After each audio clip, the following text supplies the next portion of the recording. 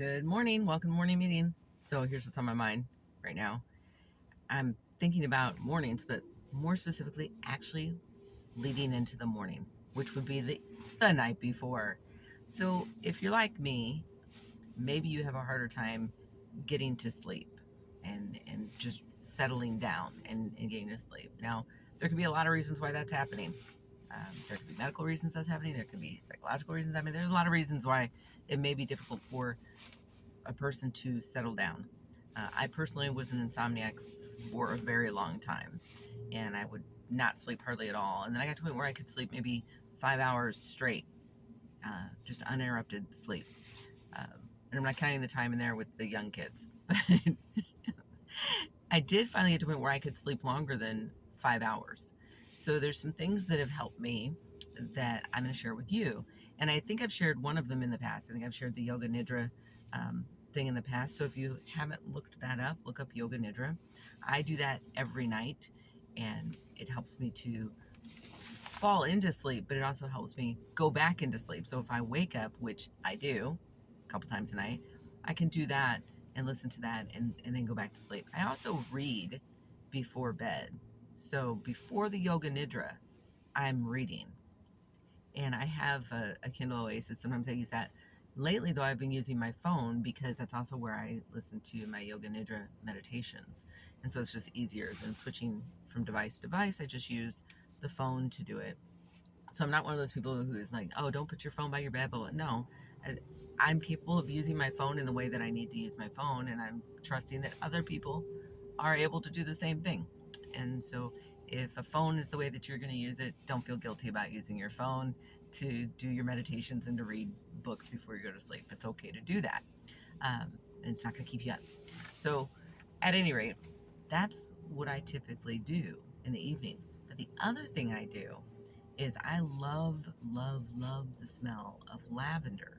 And so I always put a couple drops of lavender on my pillow so that I can smell those throughout the night, and it helps me relax. Now, if that's not enough, the other thing that I do before I go to bed, before I even get to the bedroom at all, so backing this up a little bit, is I drink chamomile tea.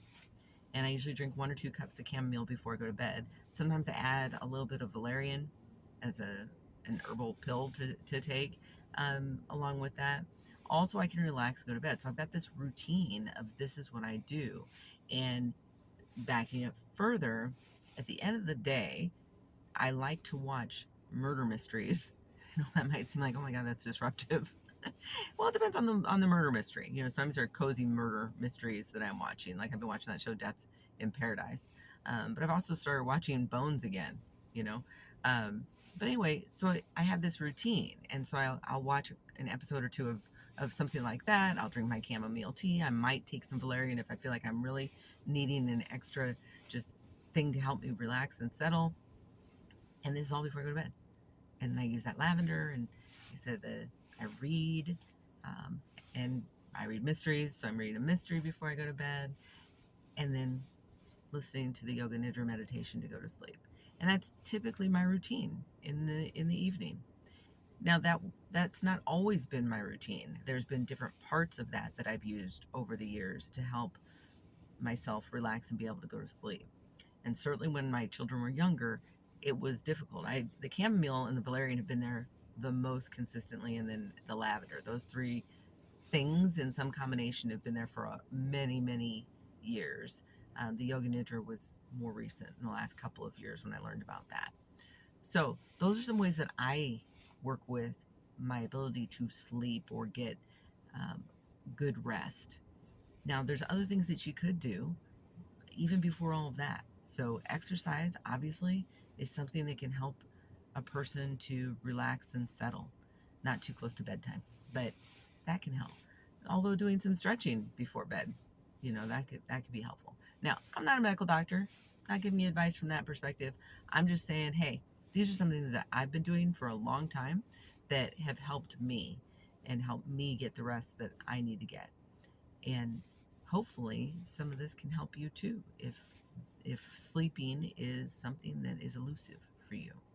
Good luck. Leave a comment. Talk to you later. Bye.